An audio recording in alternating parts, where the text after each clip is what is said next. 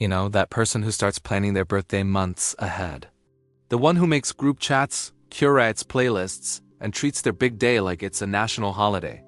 Yeah, we all know someone like that, or maybe you are that person. And honestly, there's nothing wrong with it. But have you ever wondered why some people love celebrating their birthdays so much? Is it just attention-seeking, or is there something deeper going on? Something that reveals how they see themselves in the world. Let's unpack it. Birthdays are social rituals. Moments when the world collectively pauses to focus on you. For some people, that spotlight feels natural, even energizing. Psychologists would say these people have high extroversion and a strong sensitivity to social rewards. Their brains literally light up when they're surrounded by friends, laughter, and love. The celebration releases dopamine, the same chemical that fuels joy, connection, and belonging. So when they're being celebrated, it's not vanity, it's biology. It genuinely feels good on a neurological level.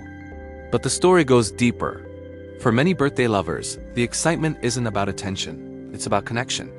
People who grew up with warm, consistent celebrations often associate birthdays with love and safety.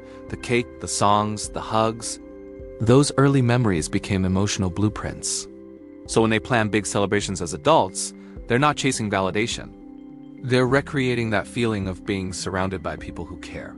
They're not saying, "Look at me." They're saying, "Let's be together." Then there's another layer. The psychology of milestones. Some people see life as a series of chapters and turning points.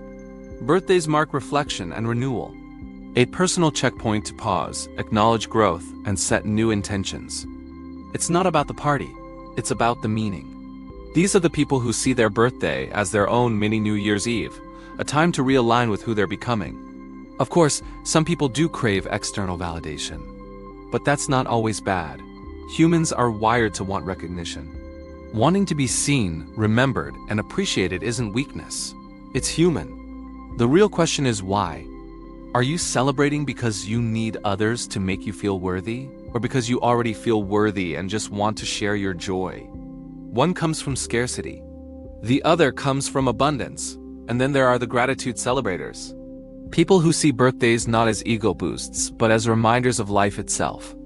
Maybe they've lost someone or survived something difficult, and every new year feels like a gift. They celebrate because they can, because they're still here. This comes from what psychologists call post-traumatic growth. When hardship gives you a deeper appreciation for ordinary moments. Here is the part most people miss. People who love celebrating birthdays often have a high capacity for joy. They're not just chasing happiness. They're choosing it.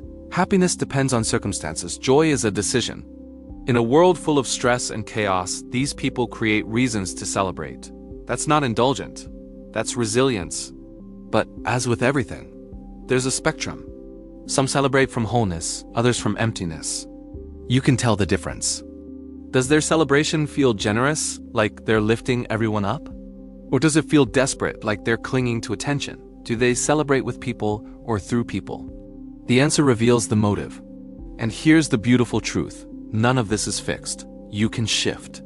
If you've always downplayed your birthday, but secretly wished someone would make a fuss, allow yourself to want that. If you've always thrown huge parties but felt a bit empty afterward, maybe it's time to ask what you're really seeking. Awareness gives you choice. To celebrate consciously, not automatically. Because in the end, how you treat your birthday says a lot about how you treat yourself. For some, it's about connection. For others, gratitude. For many, it's a way to feel alive in a world that can make us feel invisible. So ask yourself, are you celebrating because you already feel seen or because you want to be? And what would it look like to celebrate yourself not just once a year, but every single day in small ways that truly matter? If this made you think differently about birthdays, stick around. This channel explores the psychology of everyday life, why we do what we do, and how to understand ourselves a little better. Thanks for watching, and I'll see you in the next one.